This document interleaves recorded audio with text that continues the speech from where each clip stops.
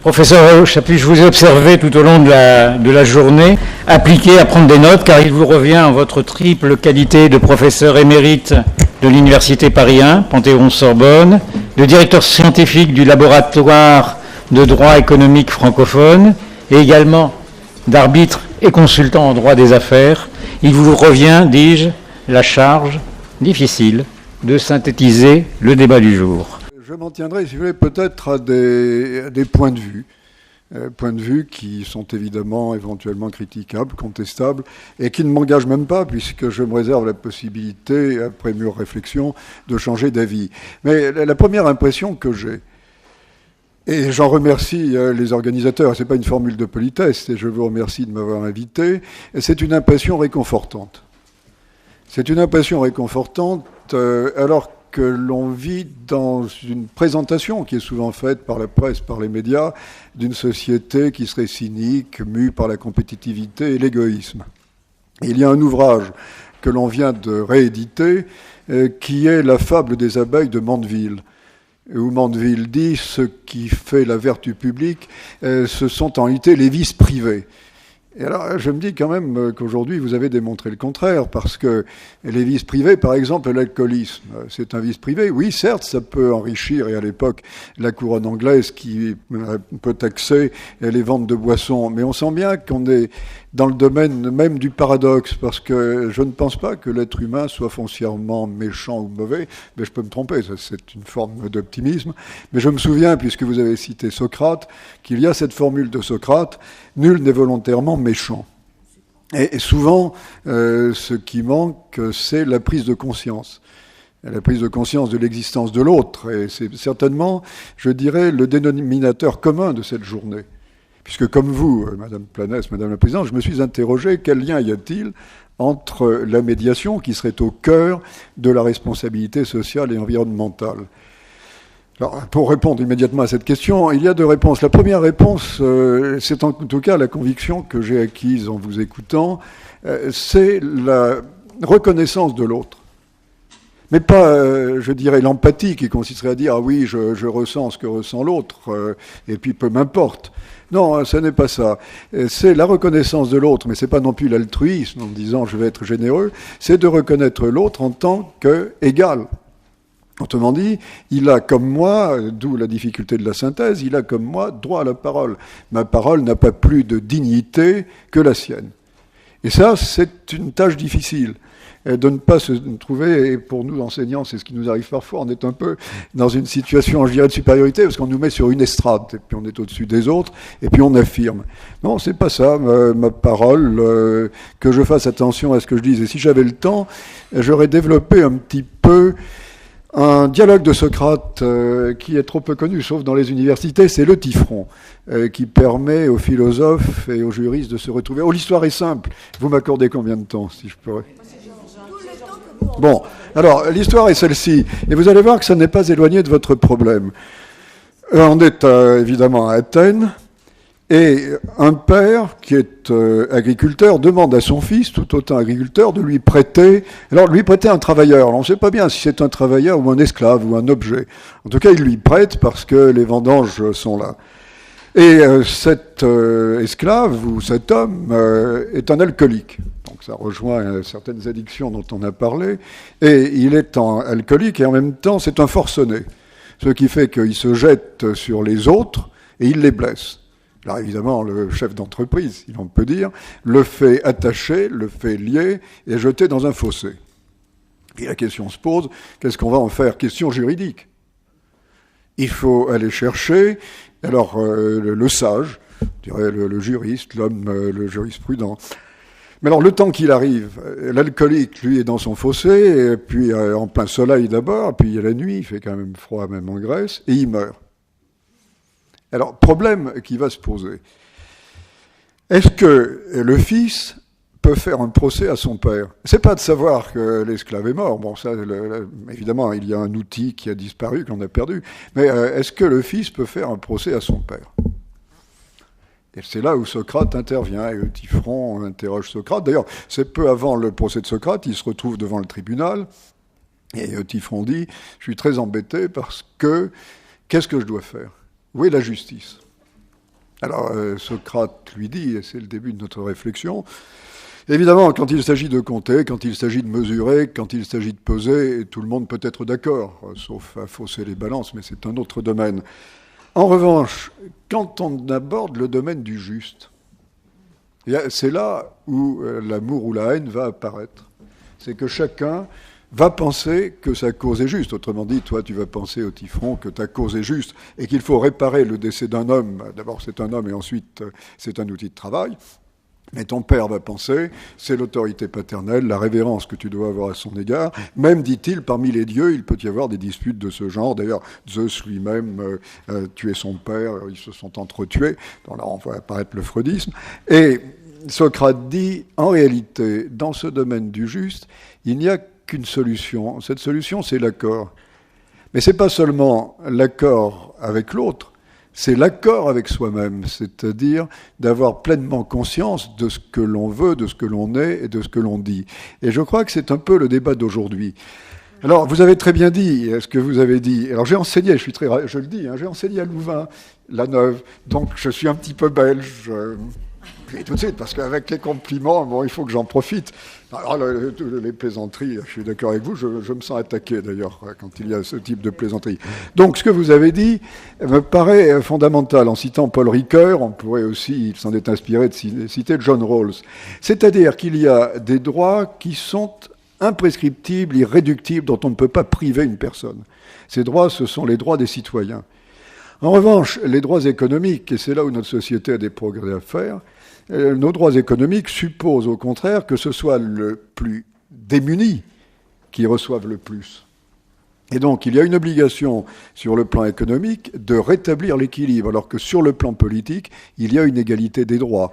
Et alors, c'est dans ce débat se pose le problème de la justice. Alors, ayant dit ça, parce que vous m'avez permis de raconter des anecdotes, j'en viens à notre journée. La première remarque que je ferai, c'est qu'il y a un point commun, et j'étais parti de là, un point commun entre la médiation et la responsabilité sociale, sociétale et environnementale, c'est la reconnaissance de l'autre. Je ne suis pas seul. Les autres ont autant de droits que moi à s'exprimer, autant de droits que moi à profiter des richesses de la planète. Et on n'est pas obligé de se limiter aux êtres humains. On pourrait se poser aussi la question des animaux et des pandas. L'espèce humaine n'est pas la seule à penser, elle n'est pas la seule à s'exprimer, etc. Alors, il y a cette première remarque que dans tous les cas, et parce que nous sommes des hommes, ce que nous recherchons, au moins quand nous nous exprimons, c'est de dire que nous recherchons la justice et nous recherchons l'égalité. Alors avec Socrate, posons-nous la question de savoir si, intimement, c'est bien notre accord intime, et si ça n'est pas simplement une formule vague. Au-delà, il faut faire attention parce qu'on risquerait de mélanger les genres. En réalité, la médiation a sa légitimité, la médiation est une valeur, mais la médiation peut être un outil au service de la responsabilité sociale et environnementale, mais ne se confond pas avec elle.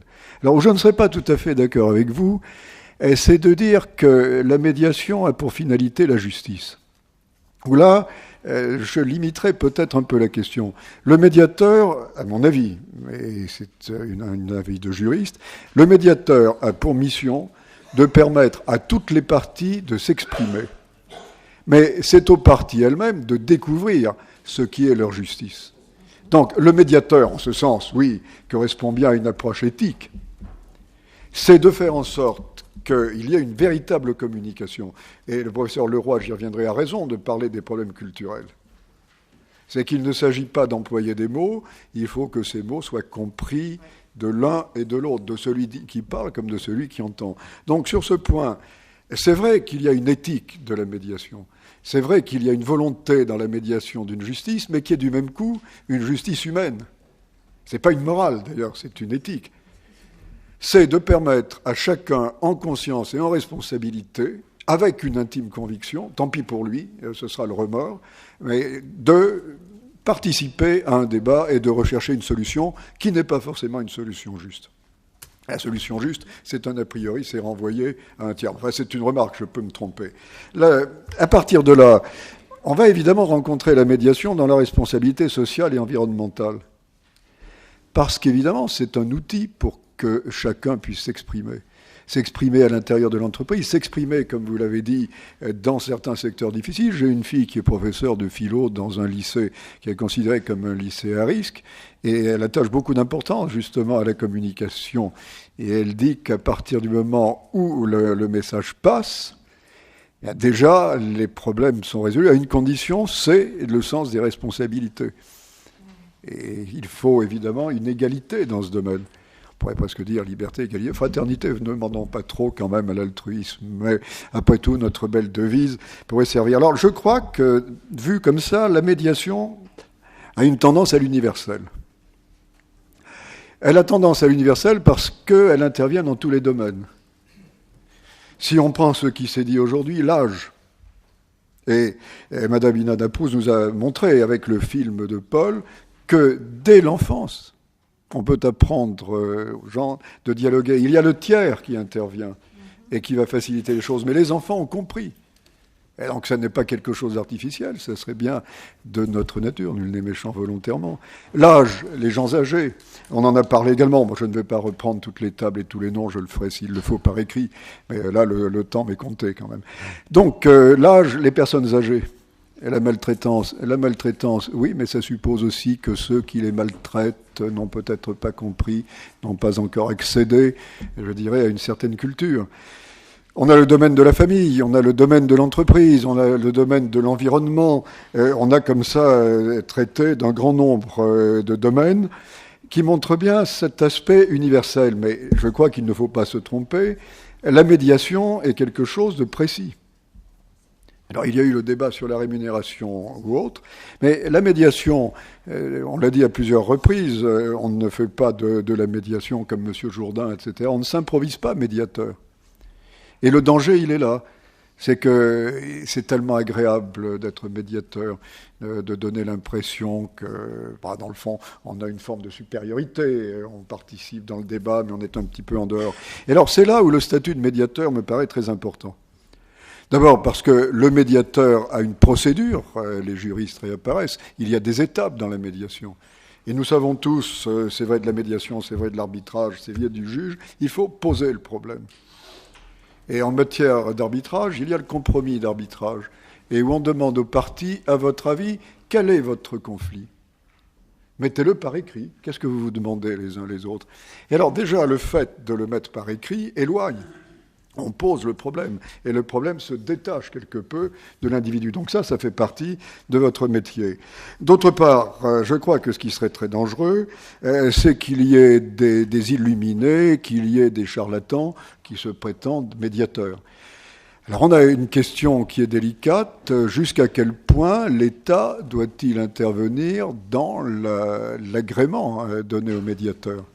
Est-ce que c'est l'État seul qui doit décider ? Non, mais pourquoi ce serait l'État qui déciderait ? Donc, mais je pense quand même qu'il est indispensable qu'il y ait des organisations, des organismes et autres qui puissent quand même garantir. Et c'est là où on va rentrer, je ne ferai pas de droit, dans le domaine de la déontologie, qui n'est plus tout à fait la même chose. Je crois qu'il est inhérent à l'activité de médiateur, sont inhérents à l'activité de médiateur un certain nombre de conséquences. Un médiateur doit être indépendant, un médiateur doit être impartial, un médiateur doit respecter le secret professionnel, et c'est ce qui fait la force du médiateur, c'est que comme il ne juge pas, comme il s'arrête au moment où la décision va être prise, on peut lui parler librement. Vous ne pouvez pas parler librement à un arbitre, vous ne pouvez pas parler librement à un juge parce qu'il a la décision. Vous pouvez parler librement à quelqu'un qui n'aura pas à décider et qui ne pourra pas parler. C'est pour ça qu'on ne peut pas admettre qu'une médiation se transforme en arbitrage. À l'inverse, on peut admettre qu'un arbitrage ou un juge renvoie à la médiation. Mais à partir du moment où il a renvoyé, il ne faut pas que les informations qui se rattachent à la médiation remontent. On n'est pas dans le même domaine. Et il faut donc, et les médiateurs sont, au sens du droit pénal, des confidents nécessaires. De même que les avocats sont des confidents nécessaires, et je trouve parfois regrettable que des avocats, ça n'engage que moi, viennent parfois parler à la télévision ou à la radio des dossiers, etc. Je crois qu'il y a une stricte obligation, et qui est en tout cas tout à l'honneur des médiateurs.